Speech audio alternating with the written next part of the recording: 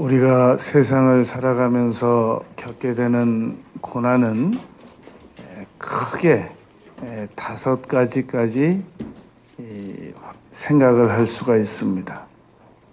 지금 많은 분들이 과학이 발달되기만을 기다리다가 과학이 미처 발달돼서 자신의 문제를 해결하지 못하는 것을 보고 세상을 떠나는 분들이 많습니다. 만일 왕회장이라고 하는 분이 1년에 또는 하루에 1,000만 원씩만 내면 하루의 생명이 연장된다고 하면 그분은 재산 규모로 볼 때 지금까지도 살아있을 수 있었습니다. 그러나 과학은 이 히스기야 왕이 15년 생명 연장받는 게 어떻게 그게 과학이겠습니까? 태양이 정지하는 거, 여리고성 무너지는 거, 홍해바다 갈라지는 거, 예수님께서 바다 위 걸으시는 거, 그물을 배 오른편에 던져서 많이 잡는 거, 깊은 곳에 가서 물고기 잡는 거, 71km 떨어진 곳에 왕의 신하가 예수님 말 한마디에 살아나는 거, 나인성 과부의 아들 살아나는 거, 어떻게 그게 과학입니까? 차라리 과학보다 의학보다 하나님의 말씀을 의지했더라면 조금 더 이 세상에 살 수 있었던 사람들이 과학만 의지하다가 고통을 감수하지 못하고 세상을 일찍 떠난 사람들이 의외로 많습니다.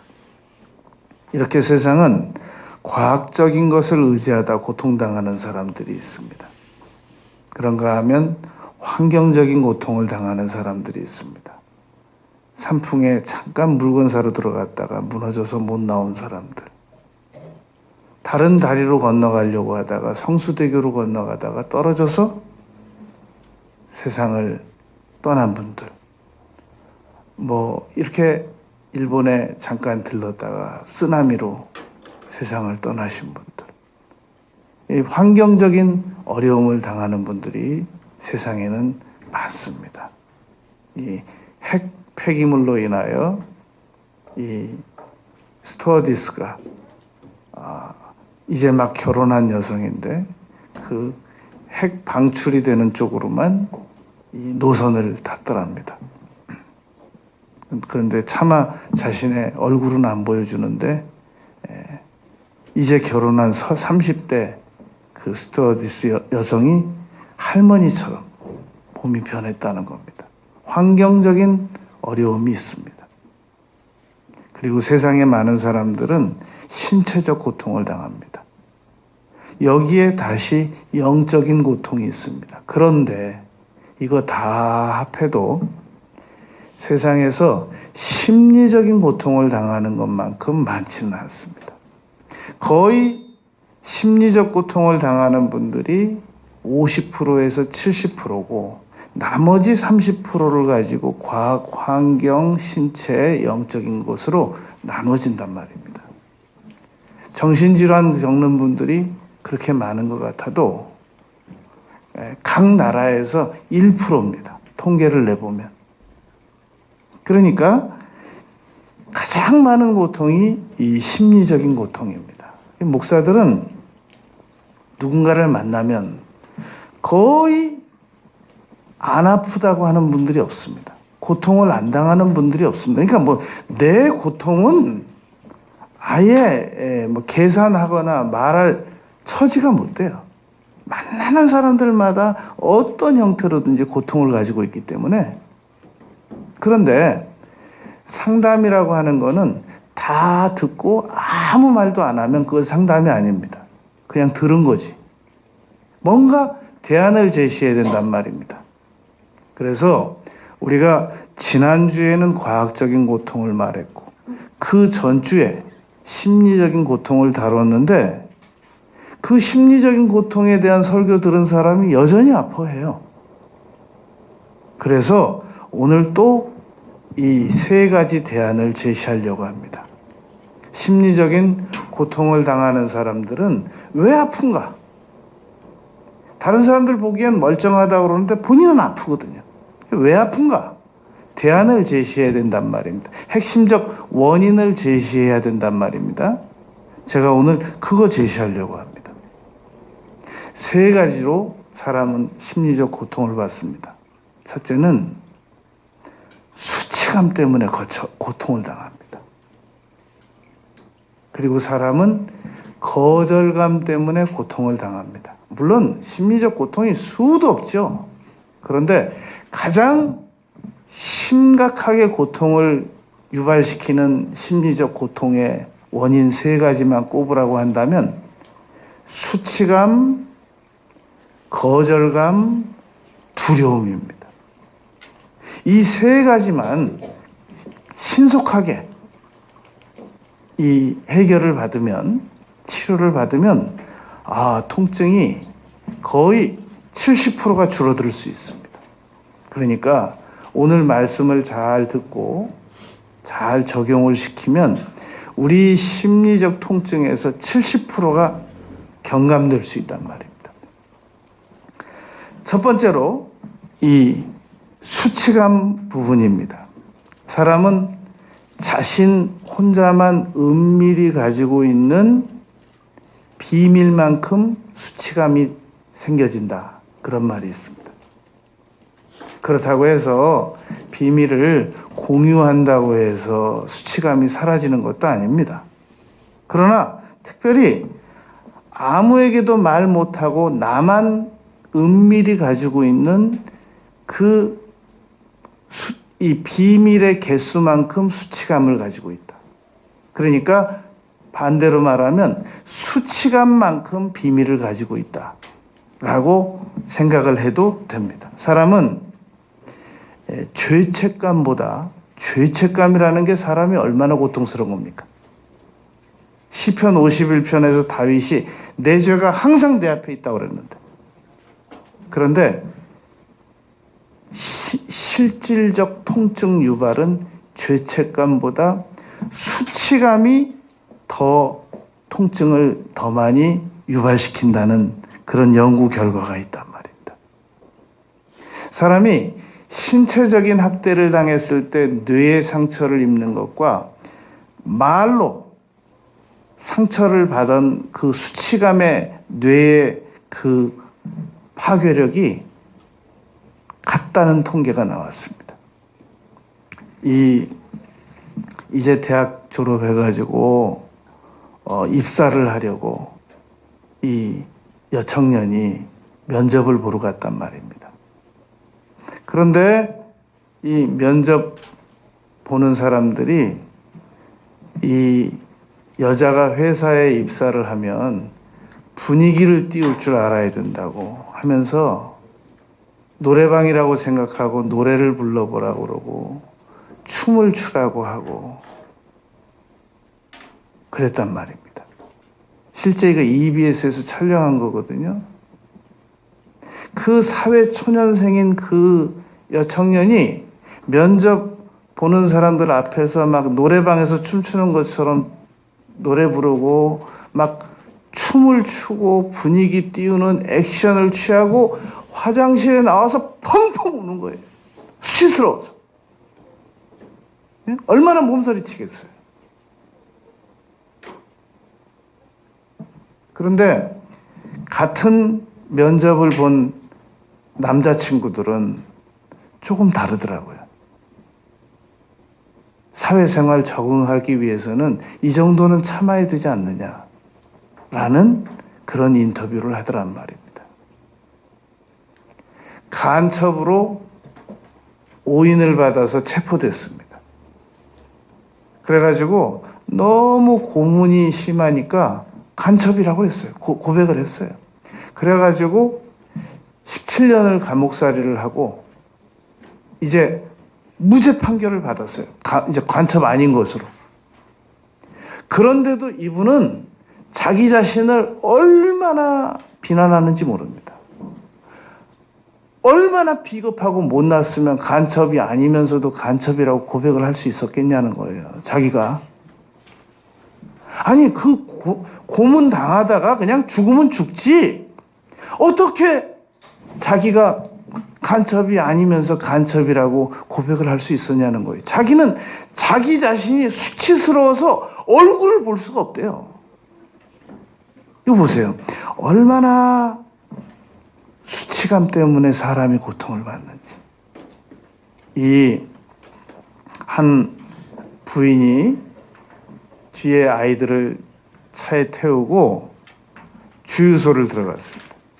그래서 기름 넣기 하는 거 보고 카드를 줬는데 이 주유소 직원이 그러는 겁니다. 카드가 한도 초과라고.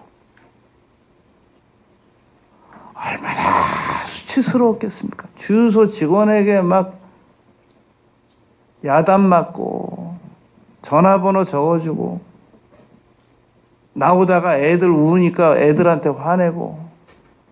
세상에 수치스러운 일들은 한두 가지가 아닙니다. 그런데 사람이 수치심을 느끼게 되면 세 가지 반응을 나타냅니다. 제일 먼저 취하는 행동이 도망가는 겁니다. 숨는 겁니다. 제일 사람은 일단 아무리 정직한 사람도 수치스러우면 일단 거짓말부터 합니다. 그리고 은폐. 다윗도 그랬잖아요. 도망간단 말입니다. 사람이 이 수치심을 느끼면 하나님이 불러도 숨어요. 창세기 3장에 아담과 하와가. 그리고 두 번째 취하는 태도가 다가가서 비유 맞추는 겁니다. 그러니까 떠날 수는 없어요. 도망도 못 가요. 그렇다고 싸울 용기도 없어요. 그러면 비굴해집니다. 그러면 비위를 맞추고 상대방이 하라는 대로 한단 말입니다. 이거 수치심의 결과입니다. 그리고 세 번째 방법이 저항하는 겁니다.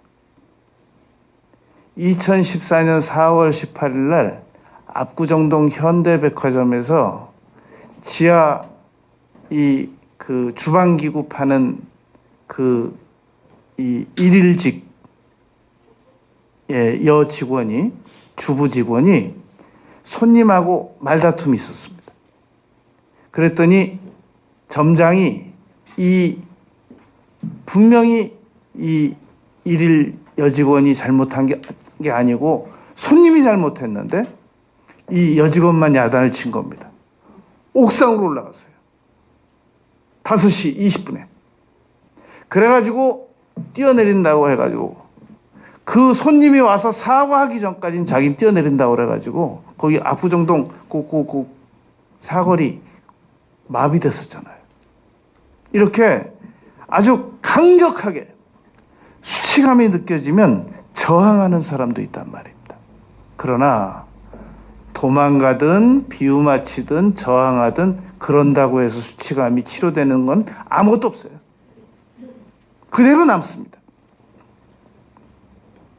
그래서 칼 융은 이렇게 말했습니다. 사람은 과거에 의한 기억만 되돌아보면 수치스러울 수밖에 없다. 미래의 선택을 보고 자기를 평가해야지 과거의 일을 되돌아보고 수치심을 가지지 않을 수 있는 사람이 없다. 이분이 뭘 아는 분이에요. 성경에 바울 사도께서 빌립보서 3장 12절에서 그랬잖아요. 뒤에 있는 건 잊어버리고. 요한복음 9장에 보면 예수님께서 제자들과 함께 길을 가는데 얼마나 이 예수님 제자들이 무식했냐면 맹인을 보고 아주 맹인 앞에 놓고 물었어요. 주여, 이 맹인된 사람은 자기 죄 때문에 맹인된 겁니까? 아니면 자기 부모 때문입니까? 정말 수치스러운 지적이죠. 예수님께서 그 자리에서 놀라운 말씀을 하십니다. 자기 죄 때문도 아니고 부모 죄 때문도 아니고 앞으로 하나님께서 나타나실 영광스러운 일들 때문에 잠시 맹인이 되었다 라고 말씀하셨단 말입니다. 여러분, 우리가 절대 수치심을 가지지 말아야 할 이유가 세 가지입니다. 절대 수치심을 가지지 말아야 할 것. 첫째, 내가 책임질 일이 아닌 건 수치심을 가지면 안 됩니다. 우리 부모가 친일파든 우리 부모가 불황자든 우리 부모가 무슨 도박 중독자든 살인자든 그건 내 책임이 아닌 거예요. 그래서 사람은 내가 어디서 태어났느냐 하는 문제에 대해서는 그건 내 책임이 아니란 말이에요. 그러므로 그것은 수치감을 가질 필요가 없단 말입니다. 내 책임이 아닌 건 수치감 가지지 않는다. 두 번째, 변화시킬 수 없는 건 수치심을 가지는 게 아닙니다. 변화시킬 수 있는 거, 그런데 내가 게을러서 변화를 못 시키고 있는 거, 그건 수치심을 가져야 마땅합니다. 느헤미야서 2장에서 느헤미야가 그렇게 말했단 말입니다. 우리가 다시는 수치를 당하지 말자. 내가 변화시킬 수 없는 걸 왜 내가 수치감을 가져야 돼요? 내가 한국 사람이라는 거, 내가 여성이라는 거, 나의 신장, 나의 외모, 이런 건 내가 선택할 수 있는 게 아니잖아요. 근데 그걸 왜 우리가 수치감을 가져야 돼요? 잘못된 거죠. 또 하나, 물론 죄예요. 근데 회개를 했어요. 그건 수치감 가지는 게 아닙니다. 너무 뻔뻔스럽지 않느냐? 뻔뻔스러운 게 아니라 판단력이 정확한 겁니다. 그러므로 우리는 수치심의 그 목록을 쭉 적어봐야 돼요. 내가 무엇 때문에 수치심을 느끼고 있는가? 그걸 다른 사람의 관점으로 바라봐야 됩니다. 여러분, 논문 쓸 때 한국의 여성들 그러면 3천만이에요. 그런데 한국의 20대 여성들 그러면 30대 빠지고 10대 빠지기 때문에 엄청나게 수가 준단 말입니다. 수치심 목록 작성할 때 내가 책임지지 않아도 되는 거, 내가 변화시킬 수 없는 거, 회개한 거 다 빼고 나머지만 적어보면 돼요. 그래서 그걸 또 다시 다른 사람 관점으로 바라봐야 된단 말입니다. 옛날에 한 스승에게 그랬습니다. 제가 동네 사람들 창피해서 살 수가 없습니다. 이사 가야 되겠습니다. 이 지역을 떠나가야 되겠습니다. 스승이 그랬습니다. 자네 돼지 한 마리 등에 메고 시장을 걸어보라고. 그리고 나서 오전에 그 일을 했는데 창피했죠. 젊은 사람이 돼지 한 마리 메고 시장을 걸었으니 스승이 저녁에 다시 시켰어요. 자네 이제 그 시장을 걸어간 입구부터 시작해서 끝까지 나가면서 오전에 돼지 메고 지나간 젊은 사람 본 적 있냐고 한번 물어보고. 다 물어봤죠. 자기가 너무 창피한 도로니까. 기억하는 사람이 없어요. 다른 사람들의 관점으로 바라보면은 기억도 안 하는 것들이에요. 우리 청소년들 거울 보고 자기 얼굴에 티 잡아내는 거 보면 놀라워요. 다른 사람들은 평생 봐도 못 보겠다고만 그걸 막 거울로 갖다 이 티 때문에 못 나간다 그러고 여기 때문에 부끄러워서 못 산다 그러고 다른 사람의 관점으로 바라보면은 수치감이 대폭 줄어듭니다. 거기다가 공감해주고 위로해주잖아요. 그러면 수치감이 견딜만 해요. 그런데 너무너무 비난을 해요. 네가 하는 짓이 그렇지, 네가 어쩌면 그렇게 할 수가 있니? 막 자기 자신에게 엄청난 비난을 퍼붓기 때문에 수치스러운 생각이 날 때마다 안 그래도 아픈데 그러니 어떻게 견디겠어요? 그래서 우리가 수치감은 정말 기쁨도 앗아가 버리고 두려움으로 막 완벽주의에 빠지게 만들고 감정 마비되고 소극적인 태도 가지게 하고 이렇게 사람을 아프게 하는 게 수치감인데, 이 수치감을 가지고 살아요. 어떻게 안 아파요? 수치감은 치료받을 수 있습니다. 우리는 지금 수치감, 거절감, 두려움 다루는데 끝에 가면 성경 말씀이에요. 오늘 다니엘서에서 그렇게 말씀하신단 말입니다. 다니엘서 이 11장 10절, 18절, 19절에 보면은 다니엘을 이렇게 만지시면서 나를 강건하게 하여 그러잖아요. 다니엘이 연약했는데 너무 17절에 보면 너무 온몸에 힘이 다 빠지고 호흡이 남지 않은 정도였는데 천사가 와가지고 다니엘을 이렇게 만지면서 강건하게 하여. 그리고 19절에서 은총을 받은 사람아 두려워하지 말라 평안하라 두 번 말해요. 강건하라 강건하라. 에베소서 3장 16절에 보면 성령으로 속사람을 강건하게 하며. 그러니까 우리가 무슨 심리적인 요법을 다 동원해봐도 그거 치료 안 돼요. 일시적으로 되는 거지. 잠깐 위로되는 거죠. 성령으로 말미암아 치료를 받고 위로를 받으면 수치감 이 정도는 얼마든지 치료가 된단 말입니다. 뻔뻔스러워지지 않은 게 아니에요. 치료가 된단 말입니다. 치료가. 믿어져야 아멘을 하지. 에? 치료가 된다는데. 정말 된단 말입니다. 성령의 능력으로 수치감 정도는 얼마든지 치료를 받을 수 있단 말입니다. 두 번째가 사람은 거절감의 고통을 당하면서 살아갑니다. 여러분, 우리가 지지난주 심리적 고통 다룰 때 결정적 시기라는 걸 다뤘었습니다. 사람이 태어나자마자 각인 효과라고 해서 임프린팅이라고 그래가지고 부모가 이 양육을 책임져야 되는 분들께서 그 자녀를, 짐승을 잘 중요하게 보살피면 그때 태어난 사람이 성장하면서 평생 자존감이 강해지고 그리고 정상적 애착 관계를 가지고 성장을 했기 때문에 거절감을 안 느낍니다.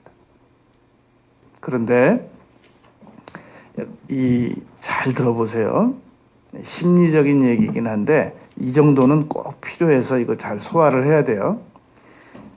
심리학자 에릭슨이라는 사람은 사람의 단계를 발달 심리학에서 8단계로 나눴어요. 그래서 태어나서 18개월. 이게 첫 주기로 봤단 말입니다. 너무너무 중요한 주기라서 이 태어나서 18달까지는 정말 잘 양육을 해야 된단 말입니다. 그런데 이분도 중요한 말을 했는데 설리반이라는 사람이 더 중요한 얘기를 했어요. 에릭슨은 8단계로 사람을 나눴는데 설리반이라고 하는 사람은 그 7단계로 나눴어요. 사람을. 그런데 이분이 7단계로 나눴지만 에릭슨은 1단계를 태어나서부터 18개월까지를 1단계로 봤지만 설리반은 태중 단계를 한 단계를 더 봤어요. 그렇기 때문에 역시 그 8단계예요. 이 설리반이 지적한 건 그겁니다.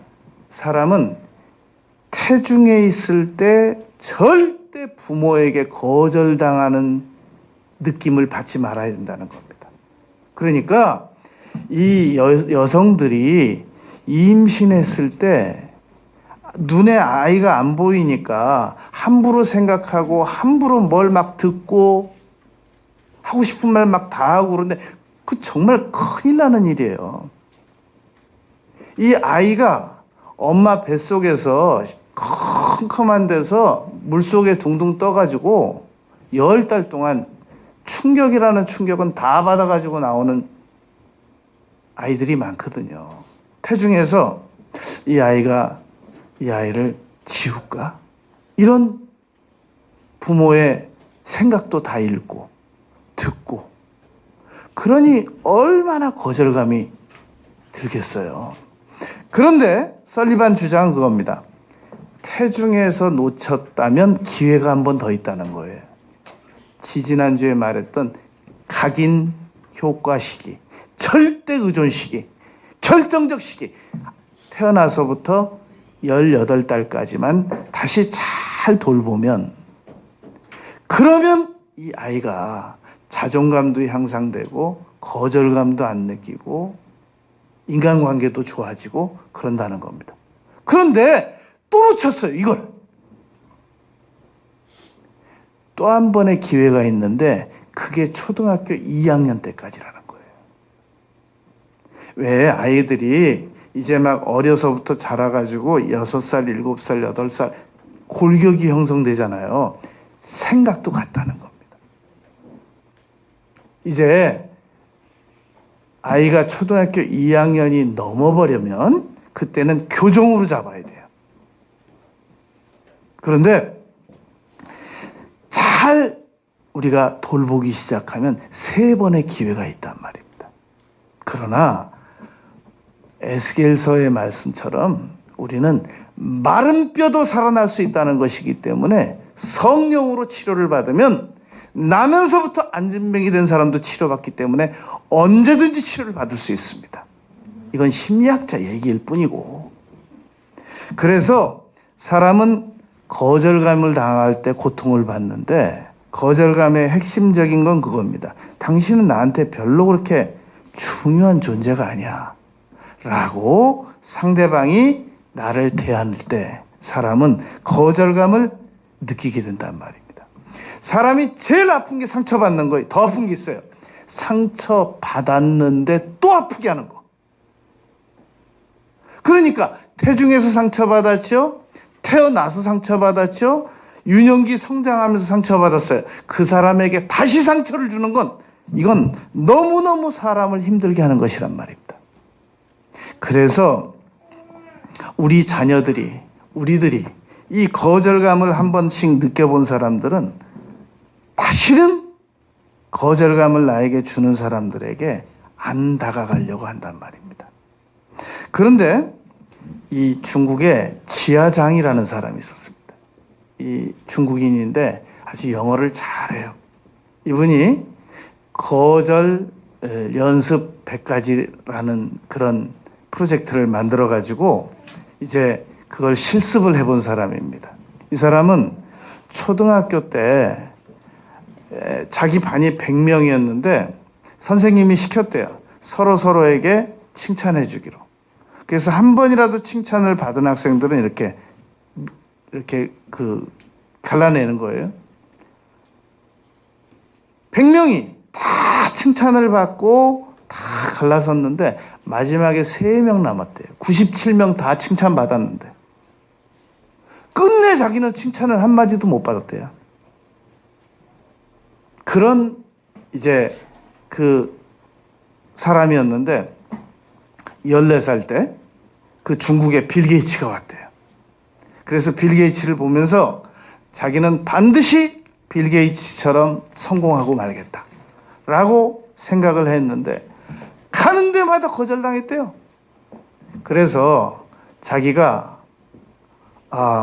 어떻게 하면은 나는 이 거절감의 고통으로부터 빠져나올 수 있을까를 이제 연구하다가 막 이 자료를 찾았더니 거부감 치료라는 게 있더래요. 거부 치료. 그런데 원래 심리학에서 혐오 치료라는 거 들어봤잖아요. 혐오 치료가 있단 말입니다. 미리 고통스럽게 혐오스러운 그 상황이 다가올 것을 미리 알고 혐오 치료를 받는 방법이 있단 말입니다. 정상적이지 못한 사고를 가진 사람이 치료받는 방법인데, 이 사람은 스스로 거절 치료를 받기 위하여 100가지 프로젝트를 가지고 이제 나가요.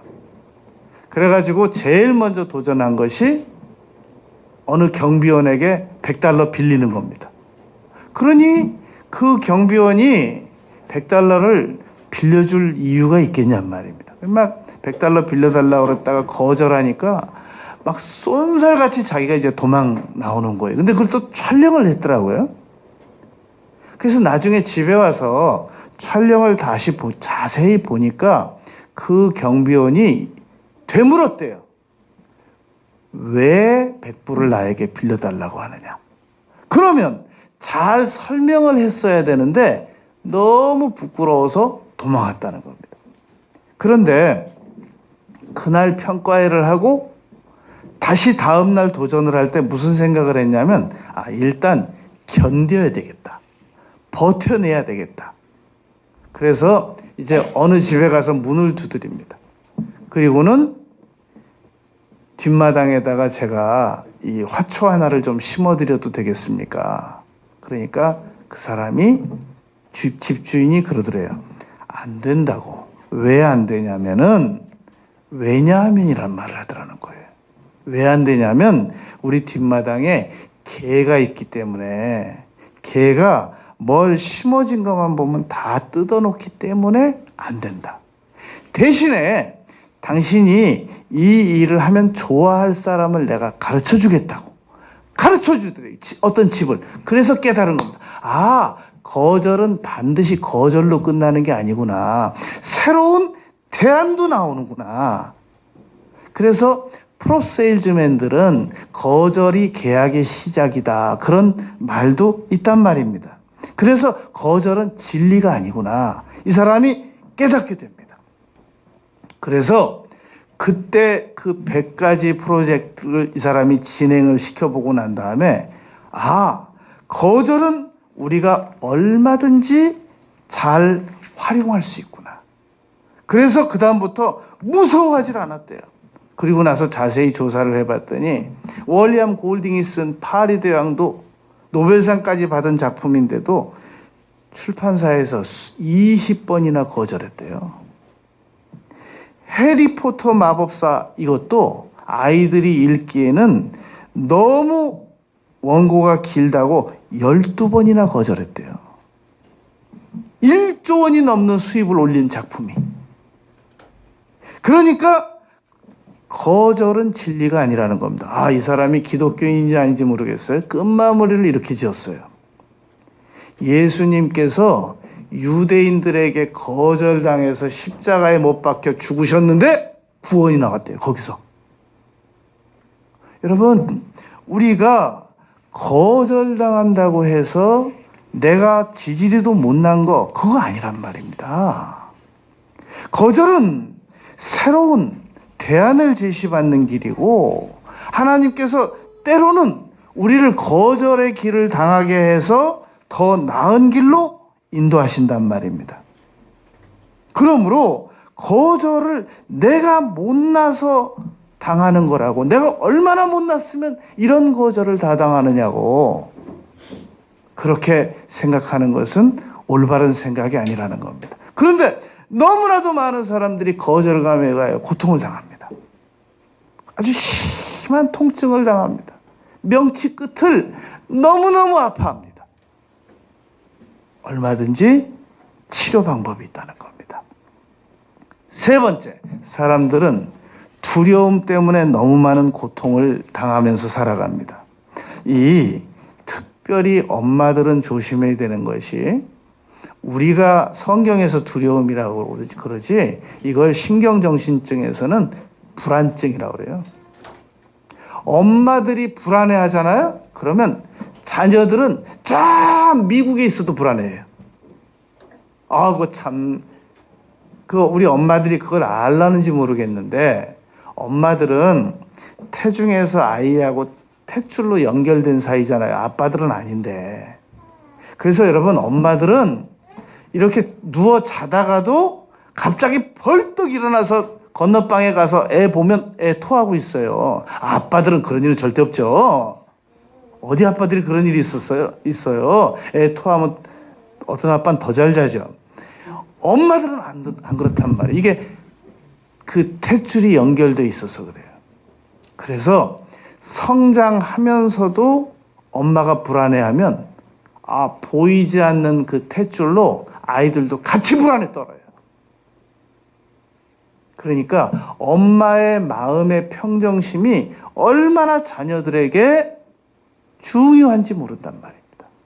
그래서 어떤 집이든지 엄마가 정신이 왔다 갔다 하면 그건 자녀가 박사학위를 7개를 받아도 안 돼요.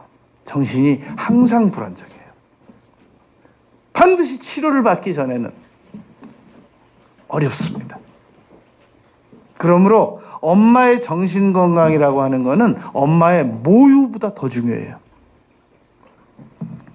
그래서 이 두려움을 치료를 받아야 되는데, 두려움을 치료받을 때 첫 번째 방법이 있습니다. 무작위 순으로 적어 내려가는 거예요. 내가 두려워하는 것도 오래 생각 안 하는 거예요. 두려움은 건강을 나쁘게 하고 마음의 평안도 없어지게 하고 질병으로 빠져들어가게 하고 특별히 판단력을 잘못되게 만듭니다. 그래서 다윗이 하루에 7번씩 찬양 드리는 그런 믿음의 용사 다윗이 장인어른이 하도 죽인다고 그러니까 망명을 블레셋으로 2번을 갔잖아요. 후일에 내가 틀림없이 저 손에 죽는다.